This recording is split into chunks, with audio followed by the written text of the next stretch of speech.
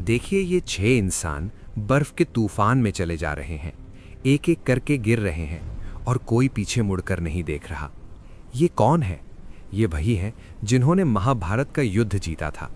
द्रौपदी, वो द्रौपदी जिसने अग्नि से जन्म लिया था, बर्फ में गिर गई। उसकी उंगलियां बर्फ को नोच रही हैं, लेकिन कोई उसे उठाने नहीं आया। आखिर क्यों? क्योंकि युधिष्ठिर आगे बढ़ गए, बिना रुके, बिना पीछे देखे। सिर्फ एक कुत्ता था जो उनके साथ चल रहा था, और यही कुत्ता बाद में इस पूरी कहानी का सबसे इंपॉर्टेंट किरदार बन गया। लेकिन ये सब समझने के लिए हमें थोड़ा पीछे जाना होगा। युधिष्ठिर की आंखों में जो दर्द है ना, वो सिर्फ आज का नहीं है, वो 36 साल पुराना है। वो एक युद्ध से शुरू होता है। तो चलिए शुरू करते हैं, बिल्कुल शुरुआत से। माउंट सुमेरु, स्वर्ग का दरवाजा, और वो सच्चाई जो सुनकर आपकी रूह कांप जाएगी। महाभारत का युद्ध खत्म हो चुका था। कुरुक्षेत्र का मैदान तबाही से भरा पड़ा था। टूटे हुए रथ, बिखरे हुए हथियार और कौवे जो आसमान में चक्कर लगा रहे थे। 18 दिन में लगभग 40 लाख योद्धा खत्म हो गए थे। हर जगह तबाही के निशान थे। एक टूटा हुआ रथ का पहिया जमीन में आधा ढसा पड़ा था।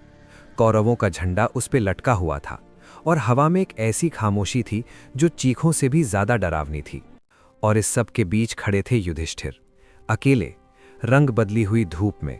जीत तो उनकी थी, लेकिन ये जीत जीत जैसी फील नहीं हो रही थी, क्योंकि ये राजगद्दी लाखों अपनों के खून से भीगी थी। फिर भी युधिष्ठिर ने हस्तिनापुर का सिंहासन संभाला, लेकिन वो सिंहासन पर बैठे हुए भी खाली थे। उनकी आंखें दूर कहीं देख रही थी, जैसे ताज पहन लिया है लेकिन सर का बोझ कम नहीं हुआ। हस्तिनापुर का दरबार भरा हुआ था, दिए जल रहे थे, कोर्टियर्स खड़े थे, लेकिन जो कुर्सियां पहले कौरवों की होती थीं वो खाली थीं। और उन खाली कुर्सियों को देखकर युधिष्ठिर को हर रोज याद आता था कि ये जीत कितनी महंगी पड़ी। भीम खिड़की के पास खड़े थे, हाथ बांधे, बाहर देख रहे थे।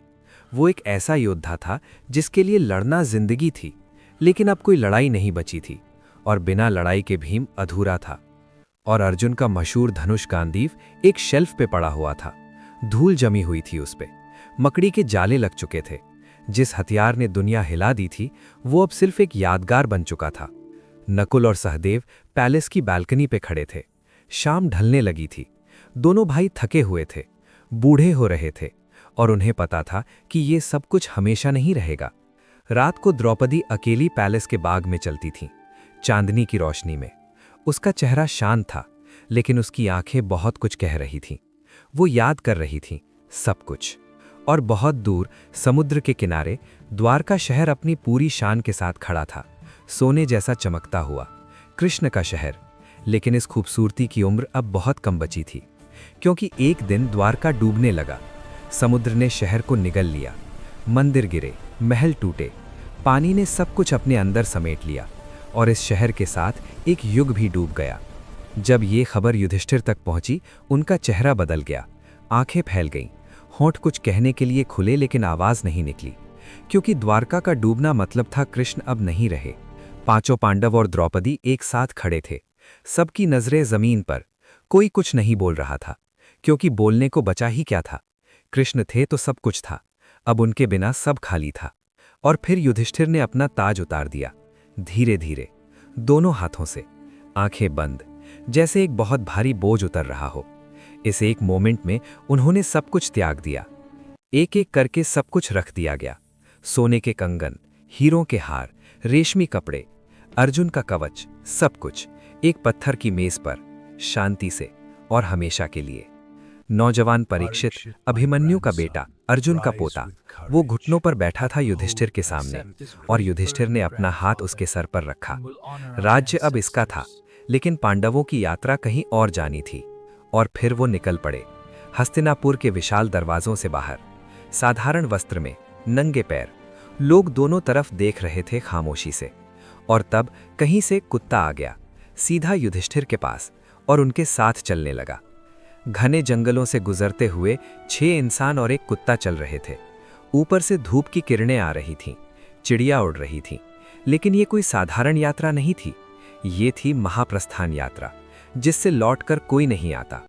जंगल खत्म हुआ तो रेगिस्तान आ गया, तपती जमीन, सूखा आसमान।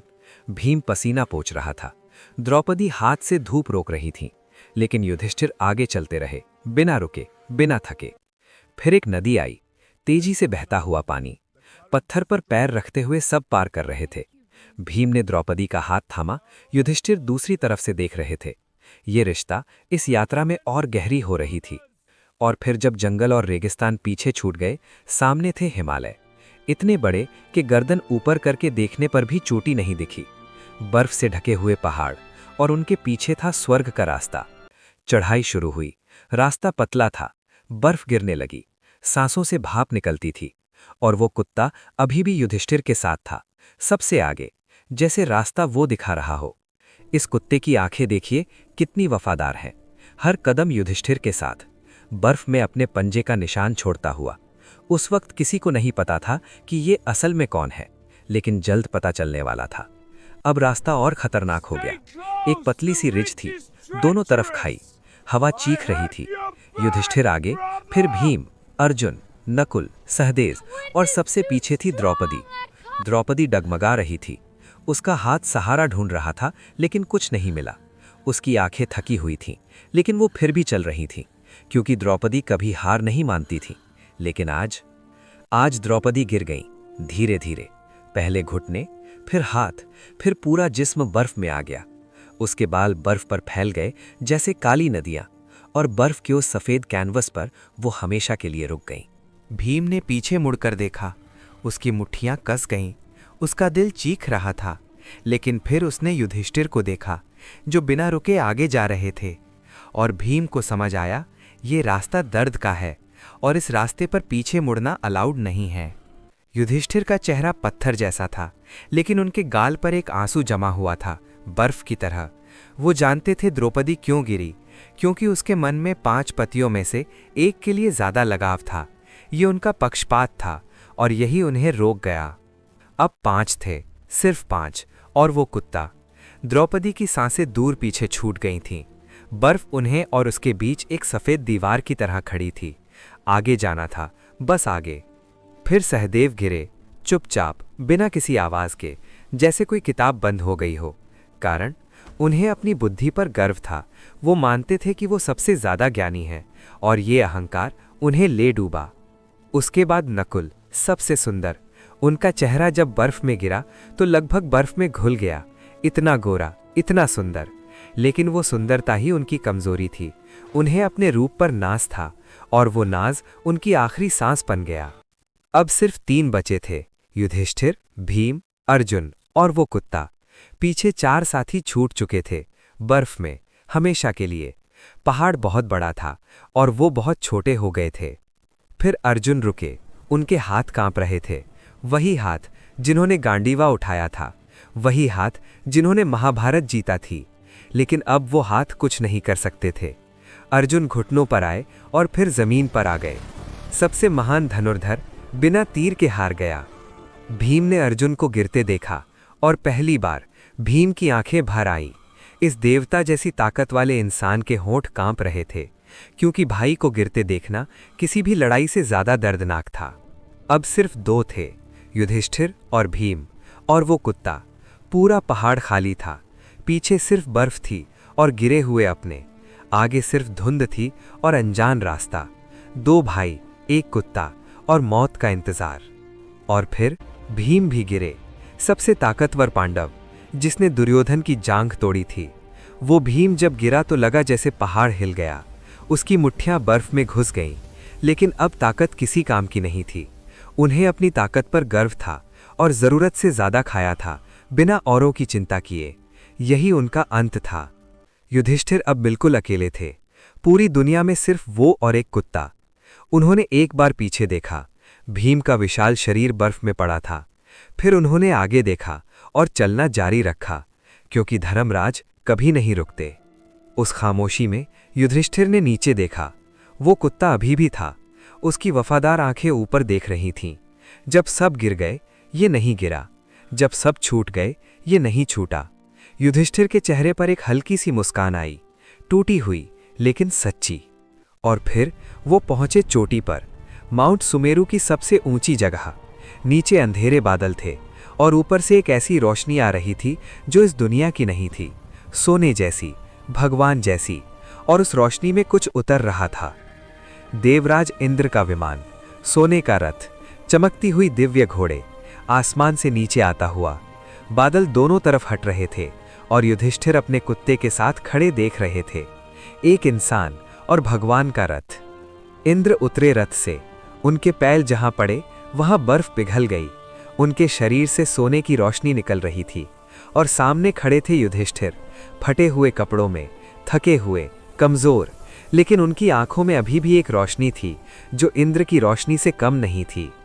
इंद्र ने कहा, तुम धर्म के सच्चे सेवक हो युधिष्ठिर, स्वर्ग तुम्हारा इंतजार कर रहा है। इस रथ में बैठो, तुमने ये हक कमाया है। लेकिन युधिष्ठिर ने कुछ ऐसा किया जो किसी ने एक्सपेक्ट नहीं किया था। उन्होंने अपना हाथ नीचे किया, उस कुत्ते के सर पर रखा और कहा, ये कुत्ता भी मेरे साथ चलेगा, बिना इसके मैं नहीं जाऊंगा। इंद्र हैरान रह गए। देवताओं के राजा को एक इंसान ने मना कर दिया, वो भी एक कुत्ते के लिए। इंद्र ने कहा, स्वर्ग में कुत्ते का कोई स्थान नहीं है, लेकिन युधिष्ठिर नहीं माने। युधिष्ठिर कुत्ते के सामने खड़े हो गए, जैसे एक दीवार। उन्होंने कहा, जब सब गिर गए, ये मेरे साथ रहा, मैं इससे छोड़कर स्वर्ग नहीं जा सकता। अगर ये नहीं जाएगा तो मैं भी नहीं जाऊंगा। ये था एक इंसान का फैसला, जिसने स्वर्ग से ज्यादा वफादारी को चुना। और उसी पल कुछ ऐसा हुआ जो सब कुछ बदल गया। वो कुत्ता चमकने लगा, उसका शरीर रोशनी में घुलने लगा, आकार बदला, बर्फ पिघलने लगी, और जहां एक कुत्ता था वहां अब एक दिव्य शक्ति खड़ी थी। वो कुत्ता कोई साधारण कुत्ता नहीं था, वो थे साक्षात धर्मदेव, स्वयं धर्म, युधिष्ठिर के पितामह। सफेद सोने के वस्त्र, चेहरे पर शांति, आंखों में गर्व। उन्होंने कहा, मैं तुम्हारी परीक्षा ले रहा था पुत्र, और तुम पास हो गए। और फिर युधिष्ठिर ने स्वर्ग में कदम रखा। सोने के दरवाजे खुले, रोशनी चारों तरफ थी, फूल हवा में तैर रहे थे, हर चीज चमक रही थी। ये था स्वर्ग, और युधिष्ठिर यहाँ अपने शरीर के साथ आए थे, जो आज तक किसी के साथ नहीं हुआ था। स्वर्ग का नजारा ऐसा था कि आंखें बंद करके सोचें तो भी इतना खूबसूरत इमेजिन नहीं कर सकते। सोने के खंभे, हीरे की दीवारें, दिव्य जीव हर जगह। लेकिन युधिष्ठिर की नजरें कुछ ढूंढ रही थीं, अपने भाइयों को, द्रौपदी को। और तभी युधिष्ठिर रुक गए। उनका पूरा शरीर अकड़ गया, उनकी आंखें फैल गईं, उनकी मुट्ठियां कस गईं, क्योंकि उन्होंने कुछ ऐसा देखा जिसने उनके विश्वास की नींव हिला दी। दुर्योधन, हाँ, वही दुर्योधन, सोने के सिंहासन पर बैठा हुआ, आराम से मुस्कुराते हुए, स्वर्ग में। वो इंसान जिसने द्रौपदी का अपमान किया, जिसने युद्ध करवाया, जिसने लाखों लोगों की जान ली, वो स्वर्ग में सुख भोग रहा था। युधिष्ठिर का खून खौल गया। पहली बार वो इंसान जिसने कभी गुस्सा नहीं दिखाया, उसके चेहरे पर आग थी। उन्होंने पूछा, ये कैसे हो सकता है? ये अधर्मी यहाँ है तो मेरे भाई कहाँ हैं? और तब उन्हें ले जाया गया, सोने की दीवारों से दूर, अंधेरी गलियारों में। रोशनी पीछे छूट रही थी, रास्ता तंगा होता जा रहा था, ठंडा होता जा रहा था, और युधिष्ठिर का दिल डूबता जा रहा था। और फिर वो पहुंचे एक ऐसी जगह जिसे देखकर उनकी सांसें रुक गईं। अंधेरा, गहरी चीखें, लाल धुंध, ये था नरक। और यहाँ का नज़ारा किसी भी युद्ध से ज़्यादा भयानक था, क्योंकि वहाँ थे भीम जंजीर में, अर्जुन घुटनों पर, नकुल और सहदेव दर्द में, और द्रौपदी जिसके हाथ युधिष्ठिर की तरफ बढ़े हुए थे। सब दुख में थे, सब तकलीफ में थे, और युधिष्ठिर कुछ नहीं कर सकते थे। युधिष्ठिर टूट गए, घुटनों पर आ गए, रो पड़े, जोर से, बिना रोके। उन्होंने चिल्लाकर कहा, अगर यही इंसाफ है तो मुझे भी यहीं रहने दो, मैं अपने भाइयों के साथ रहूंगा, स्वर्ग नहीं चाहिए मुझे। और ये थे युधिष्ठिर, जिन्होंने स्वर्ग त्याग दिया एक कुत्ते के लिए, और अब नरक चुन रहे थे अपने भाइयों के लिए। ये इंसान नहीं था, ये धर्म था, चलता फिरता, जीता जागता। और उसी पल सब कुछ बदल गया। अंधेरा फटने लगा, दीवारें टूटने लगी, हर तरफ से रोशनी फूटने लगी, जैसे कोई सपना तोड़ दिया गया हो, जैसे कोई परख का वक्त खत्म हो गया हो। क्योंकि ये सच नहीं था, ये माया थी, एक आखिरी परीक्षा। और जब रोशनी पूरी तरह फैल गई, सामने खड़े थे भीम, अर्जुन, नकुल, सहदेव और द्रौपदी, सब दिव्य रूप में, चमकते हुए, मुस्कुराते हुए। कोई दर्द नहीं था, कोई दुख नहीं था, सब कुछ ठीक था, सब कुछ हमेशा से ठीक था। युधिष्ठिर आगे बढ़े, आंखों में आंसू थे, लेकिन होठों पर मुस्कान थी। पांचों भाई, द्रौपदी, धर्मदेव, इंद्र सब वहां थे, और युधिष्ठिर घर आ गए थे, सच्चे घर। और दुर्योधन, उसका स्वर्ग वो असली नहीं था। शास्त्रों के अनुसार जिसके पाप ज्यादा हैं, उसे पहले थोड़ा स्वर्ग मिलता है, फिर अनंत समय तक उसे अपने कर्मों का फल भुगतना होता है। और जिसके पुण्य ज्यादा हैं, जैसे पांडव, उन्हें पहले थोड़ी कठिनाई मिलती है, फिर हमेशा के लिए शांति मिलती है। सोचिए, कुरुक्षेत्र से लेकर सुमेरु तक, राजमहल से लेकर बर्फ तक, ताज उतारने से लेकर कुत्ते के लिए स्वर्ग त्यागने तक, ये यात्रा सिर्फ पांचों भाइयों की नहीं थी, ये यात्रा हर इंसान की है। क्योंकि द्रौपदी का पक्षपात, नकुल की सुंदरता का गर्व, सहदेव की बुद्धि का अहंकार, अर्जुन का आत्मविश्वास और भीम की ताकत का घमंड, ये सब हमारी कमजोरियां हैं। हम में से हर एक में एक पांडव छुपा है। तो सवाल ये है, जब आपकी बारी आएगी, जब आपके सामने स्वर्ग होगा और पीछे एक वफादार साथी, तो आप क्या चुनेंगे, स्वर्ग या वफादारी? क्योंकि युधिष्ठिर ने अपना जवाब दे दिया था। क्योंकि अंत में न ताकत बचती है, न सुंदरता, न बुद्धि, न धनुष। जो बचता है वो सिर्फ एक चीज है, धर्म।